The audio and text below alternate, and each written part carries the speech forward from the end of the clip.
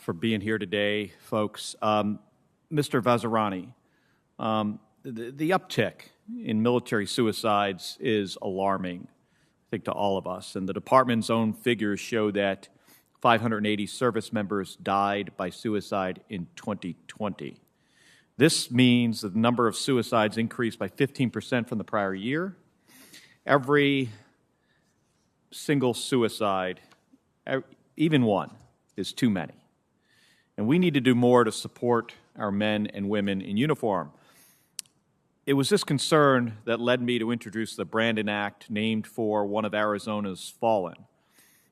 We did this along with Senator Kramer and the support of other members of this committee.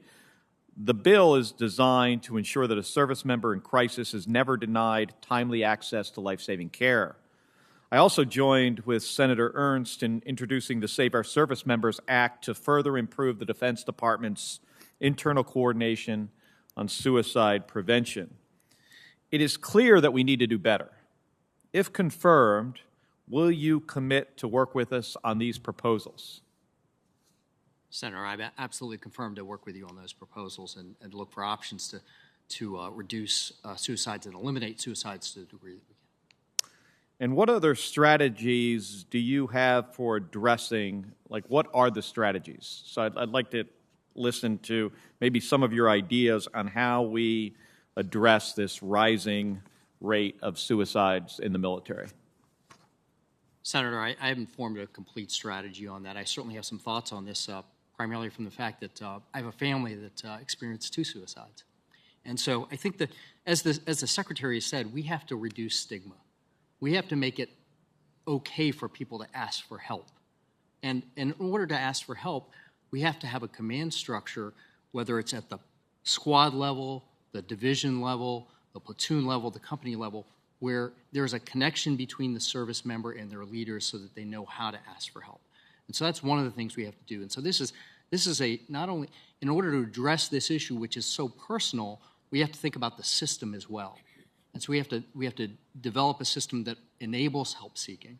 And we have to also acknowledge that part of that is to ensure that there are the same resources at home for the military family, because that stress source may be at home as well. And so we can't just look at it as just a military issue. It's a military family issue as well. Well, the piece of that about helping members ask for help and a process to do that is what the Brandon Act was all about. So thank you for your response. In my remaining time, I want to switch to Mr. Sherman for a second here, talk a little bit about cybersecurity and AI. With the SolarWinds and Colonial Pipeline ransomware attacks, Americans have had a front row seat on the havoc that cyber attacks can wreak on our country.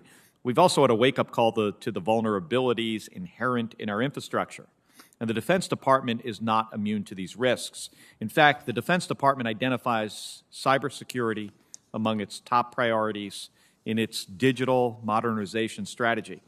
This work is increasingly important as more and more of the equipment and technology we use to defend our nation comes to rely on the network and its security.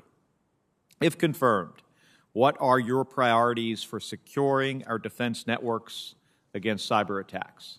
Senator, I absolutely agree that cybersecurity is of paramount concern, and if confirmed, to strengthen our cybersecurity, I would oversee the implementation of what's called Zero Trust, a strategy that assumes the enemy is already on the network, not protecting at the perimeter or defense in depth, but assuming they're already on our network, and through a strategy of what's called micro-segmentation, not only on our enterprise IT, sir, but also on things like industrial control systems. You referenced the Colonial Pipeline, things like HVAC, elevators, you name it, other things that make the enterprise run. So if confirmed, Zero Trust would be the approach I would oversee, sir. And that approach is not used today? Elements of Zero Trust are being implemented, building blocks for it. For example, the Defense Information System Agency is implementing it on the secret side.